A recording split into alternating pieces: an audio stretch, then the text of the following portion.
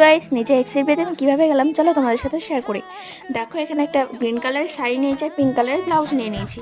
তো আমি এর ফুল ডিটেলস ভিডিও কিন্তু আমি আমার চ্যানেলে আপলোড করে দিয়েছি। তো দেখো আমি ক্যাপশনের উপরে লিঙ্ক দিয়ে দিলাম, তো গিয়ে তোমরা দেখে আসতে পারো। তারপর দেখো ভালোভাবে ময়শ্চারাইজারটা লাগিয়ে ফাউন্ডেশন লাগিয়ে নিলাম। আরে বাবা, এক্সকে তো বোঝাতে হবে নাকি যে ও গোল্ড খুঁজতে যে ডায়মন্ডকে হারিয়ে ফেলেছে। তো দেখো ভালোভাবে লাগানোর পর পাউডারটাও লাগিয়ে নিয়েছি, কিন্তু সেটার ক্লিপটা আমার ডিলিট হয়ে গেছে। তারপর পুরো সেট করে স্মোকি আই করে নিলাম। এক্সের মনটা যেমন কালো সেরকম কালো করেছি। তারপর দেখো ভালোভাবে হাইলাইট করে নিলাম, মুখটাতে চকচক চকচক করতে হবে। তারপর একটা লিপস্টিক দিয়ে ব্লাশ লাগিয়ে নিলাম।